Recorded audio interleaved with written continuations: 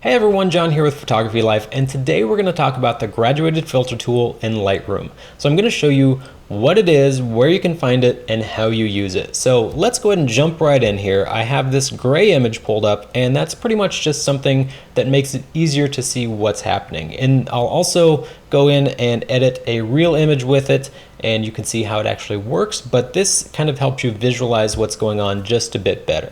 So the first thing we need to do is figure out where it is. So under the histogram here we have this toolbar, and it's this one that looks kind of like an upright rectangle. If you hover over it, it says graduated filter, and you can see that M is the keyboard shortcut, so you can either click here or you can press M and it'll open and close that toolbar here. So let's go ahead and run down what we see here before we start using it.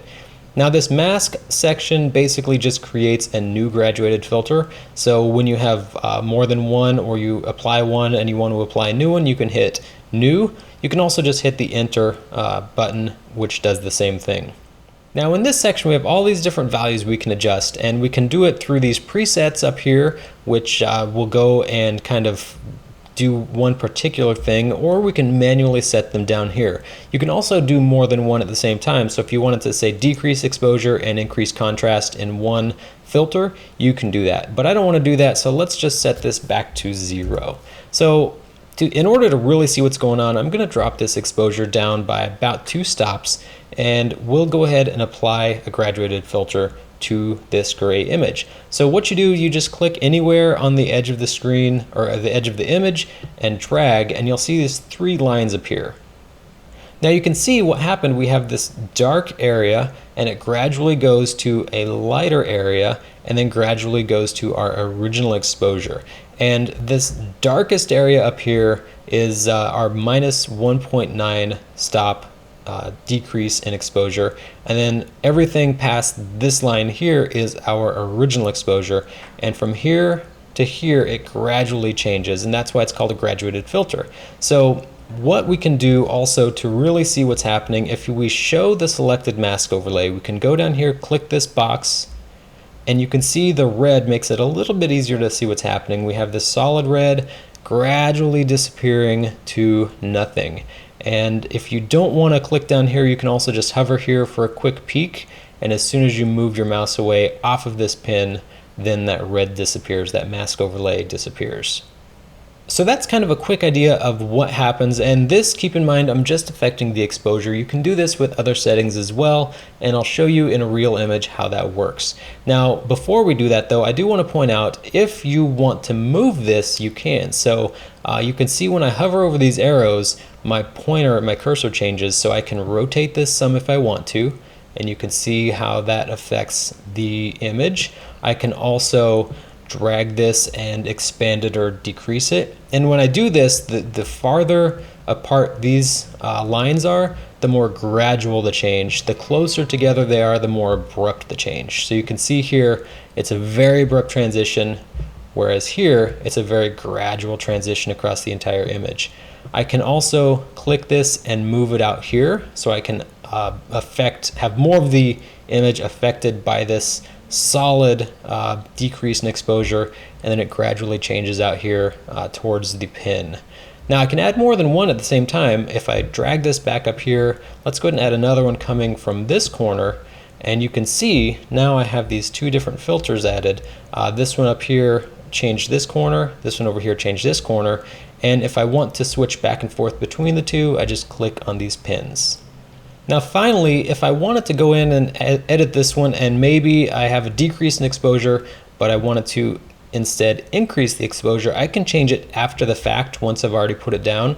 So any of these are not set in stone. You can go in and adjust them if you want to after you've already put the filter down, and it's a little bit more obvious. I'll show you how that works in a real image. So let's go ahead and jump over to do that now.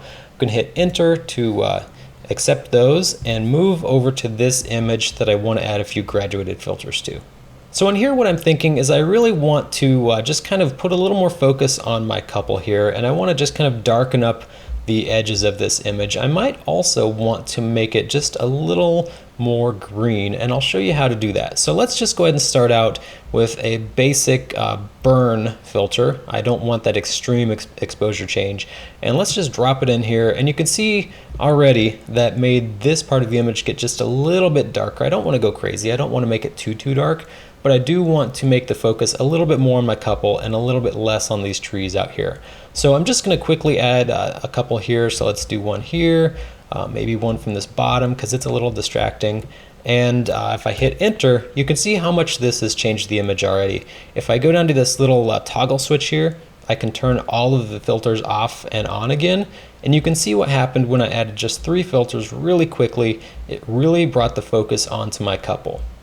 Now another really cool thing that you can do is, like I said, you can add more than one change to a filter if you want to, and I'm going to go ahead and do that to this one up here. What I want to do is maybe add just a little bit of green and make it look a little more like they're out in nature and not quite so yellow. And so what I'm going to do is go down here into this color, maybe just click through until I see something that looks pretty nice, and maybe just change the saturation just a little bit up to 10, and let's go ahead and close out of that. And it's a really subtle change up here, but again, if I turn it off and turn it back on, you can see it kind of just makes this back here look a little bit more green. Now this isn't something that I'll do all the time. You don't want to do it to every single image, but it is a good trick to have if you want to make your foliage or different parts of your image look a little more vibrant and lush like these trees back here. Now one thing I do want to point out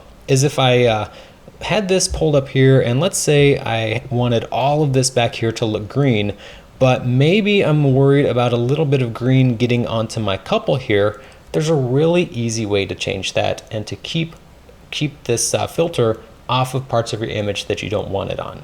If I go over here, you can see there is this brush option, and it opens up this new little section down here. So let's take a look at this and see what we can do.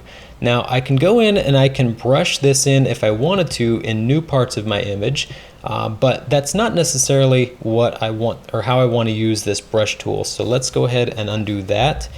And instead I want to erase, and this erase is very valuable whether you're changing exposure, adding color, whatever you're doing.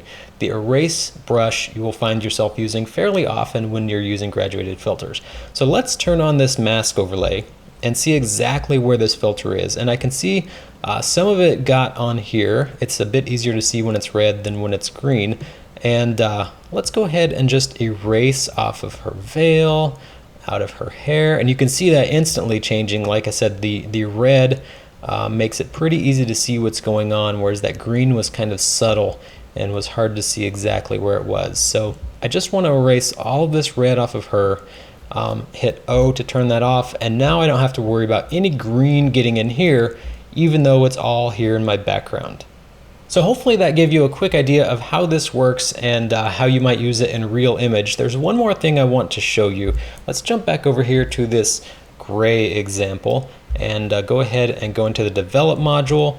And one thing you'll probably want to do, you'll use graduated filters a lot in landscapes when you have skies, when you have different things like that, and there's usually a flat horizon, and you probably want to apply the filter fairly flat. So you can always go in and drag it in if you wanted to, and try and get it as flat as possible.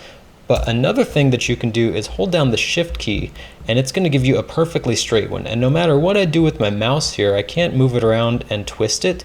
It's going to always give me one that's parallel to the side that I started on. So it works from the side as well. Hold down the shift key and pull in, and it's perfectly parallel to this side. Now granted, you can always change it after the fact if you want to, but it's a really great trick to getting straight graduated filters. Well, I hope you found this useful. If you did, please consider subscribing so you don't miss our upcoming videos. Also, head on over to photographylife.com where you can find some news, reviews, and photography tips and tricks, and we'll see you next time.